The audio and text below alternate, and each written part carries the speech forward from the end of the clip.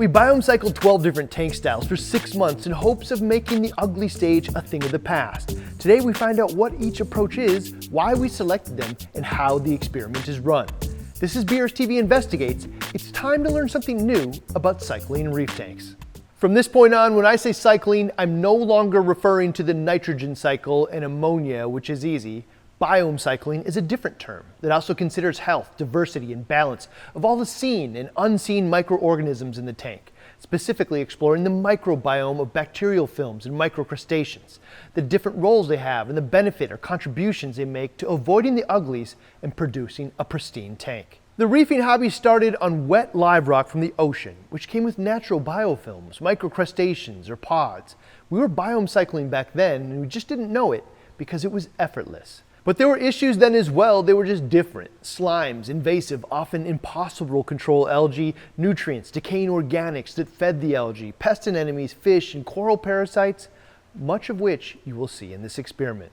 Today, 90% of reefers are starting with dry rock, often referred to as a sterile approach, partially to avoid common pest introduction and because it's more ecologically friendly, but also because most countries have just stopped exporting ocean-based live rock. The pursuit of this experiment is the best of both wet and dry worlds, a low-cost, easy way to start a tank without the uglies. These are the 12 experiment tanks. For this round, we decided to avoid the biomes in a bottle products and focus on fairly natural approaches of seeding biome. We're also not including crabs, snails, or any cleanup crew or any utilitarian fish for this phase of the experiment. The goal is a clear window into the microbiome, effects of pest introduction, biofilms and pods, or microcrustaceans without the interference of larger organisms. If we do this right, the cleanup crew and fish will become the final polish rather than a frontline defense. Tank 1, what we're calling the control, dry rock, dry sand, and no obvious sources of biome seeding, the sterile method. The presumption is this will be the most challenging method, but it doesn't pan out that way. In fact, in one important area, it comes out as the best. Tank 2, dry rock, dry sand, but insta-tanked with corals to seed the biome. I think there's a lot of fans of this approach. It should seed both bacterial biofilms as well as microcrustaceans like pods. We found in some areas that it does work well, but in the end, I think you will agree, not necessarily the best method or most reliable.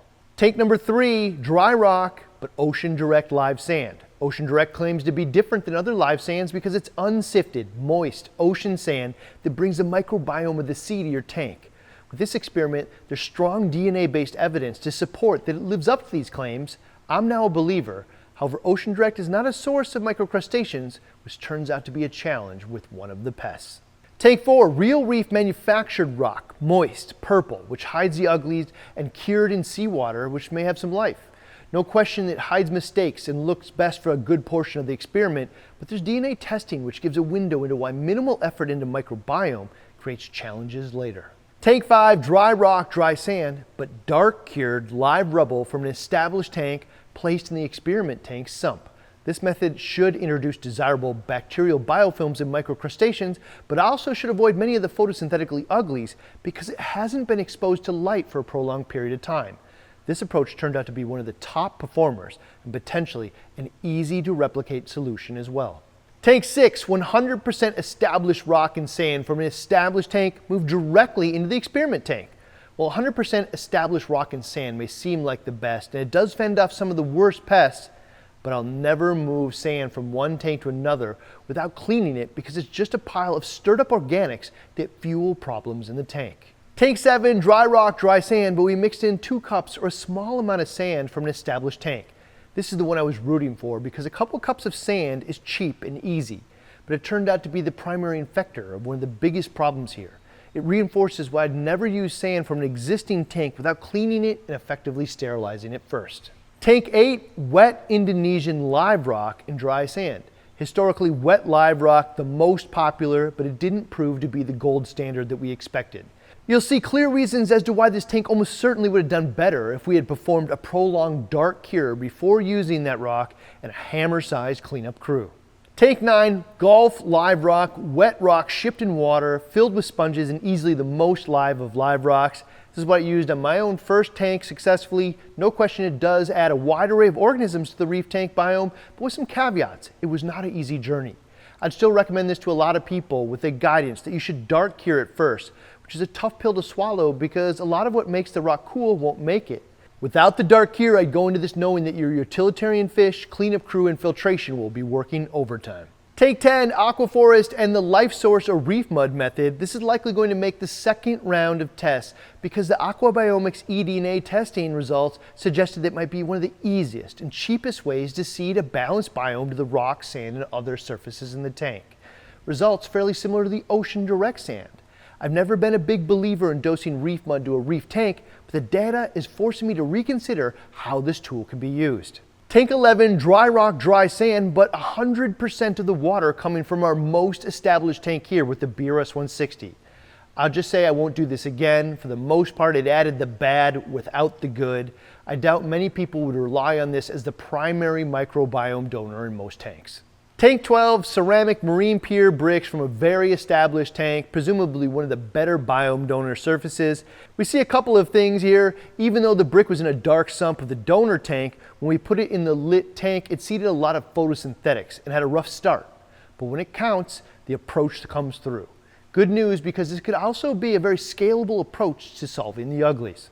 The big question is, how are we going to evaluate these 12 tanks? We look at 5 important elements that make up the tank's microbiome, starting with biome diversity, using Aquabiomics environmental DNA testing to give a diversity score, which essentially measures how many different components of microbiome are in the tank. It's true that most long-term established tanks have a fairly diverse microbiome, something that is measurable and that will compare against established tanks here like the BRS 160, Steve's tank, and the 900.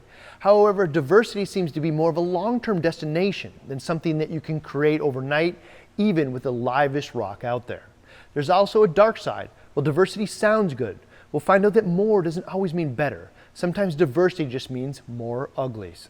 Next, biome balance, also using the Aquabiomics environmental DNA testing, but this time giving a balance score, meaning that it's the right things, they're in the right balance with each other, and similar to the average tanks that they test. This is tested against hundreds of healthy other microbiomes to find a typical makeup of a healthy tank. There's a focus on 5 biome families that make up most of the balanced biome. After that, visual results with LPS lighting settings or moderate light energy. Does a tank look visually good? Because that's what most of us care about. How does a tank perform when we turn the lights on in 6 weeks of lighting tuned to 75 to 150 range? What kind of photosynthetic pests do we see materialize and fuel the growth? How do the visual results correlate to the DNA testing?